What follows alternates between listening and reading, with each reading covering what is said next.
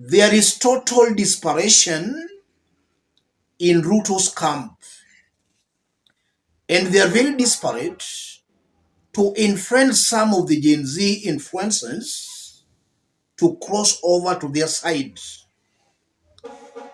There is a leaked chart involving Kipchumba Murkomen and one of the Gen Z influencers. This is the chart.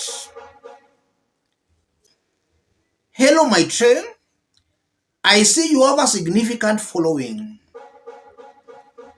I would like us to work together for the betterment of our country.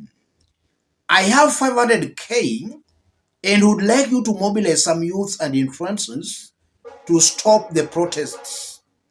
Please do this for the sake of their lives. And then that influencer answers, I will do this for the sake of my country and a better future. How about you make it 1 million so we can buy bulletproof vests and make it to the State House? If we succeed, you won't be forgotten. Otherwise, I'm not making a deal with you to sell out my country. MURKOMEN says, you are stupid. Let me find a reasonable influencer. I wish you a bad luck on that. You know, some of these politicians are not very smart. Their numbers are everywhere. And sometimes they normally do charts that ends up being leaked out. And MURKOMEN's chart has just been leaked out. The other day we leaked out Silvanus Osoro's chart with older members of parliament, where they were saying they planned to slow down the internet. And that's exactly what they did.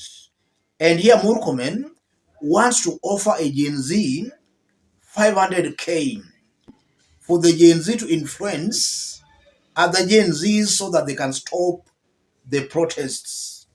That's the kind of a desperation going on behind the scenes. I want us to put that into perspective, in which I'm going to explain what that means politically. If you are watching us but you have not yet subscribed, subscribe, give the video a like. Let's proceed. From that chart, it's very clear that Ruto and his team, they have not yet learned anything. They are still playing their usual old politics, where they buy people for loyalty. Ruto does not know that times have changed, and his foot soldiers too, they don't know times have changed. Kenyans have been complaining about William Ruto's bad governance. Instead of putting in place measures in solving all those issues, they want to start buying some people to create an impression that everything is good. That only means they are not willing, and most probably they will not be able to solve all these things Kenyans are complaining about. And if you look at that objectively, it goes on to prove that come maybe after some few months or maybe after a year, the government will have not addressed these issues Kenyans are complaining about. They are still living in denial. They still think that Kenyans are just playing politics. Kenyans are just joking. William Ruto and his team, they should accept the fact that things have gone south and they cannot correct the things by trying to buy loyalty. If they try buying loyalty, bado itafika mahali kilipuke tena, because as time goes by without them solving those issues, the issues are only but getting big and bigger. If that chart is anything to go by, then you can understand the thinking in Kenya Kwanza government. According to them, they are not interested in solving what Kenyans are complaining about, but their main interest is to create a perception that now things are just good. You are seeing the youth are now joining us. Those are the kind of perceptions Ruto wants to create.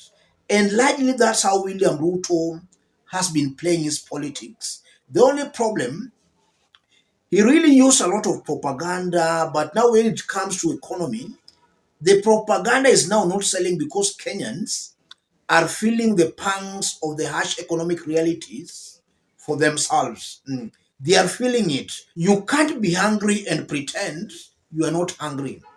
The anger will force you to cry out for help. So William Ruto should stop this old style of politics. Let him find a solution to all these things Kenyans are complaining about.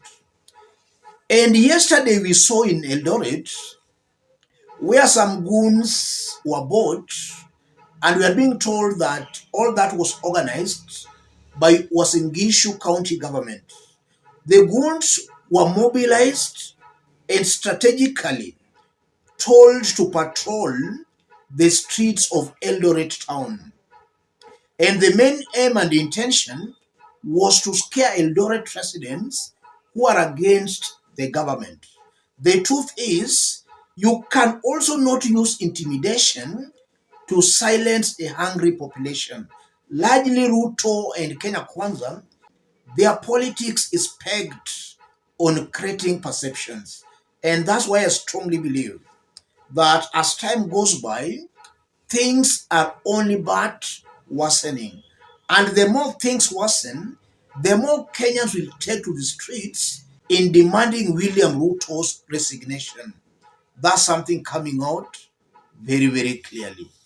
And as I conclude, it's a fact William Ruto, from where he is a worried man. We have also seen some Kenyans at The Hague in the Netherlands urging ICC to reopen William Ruto's case on crime against humanity. All these are just meant to pile pressure on William Ruto.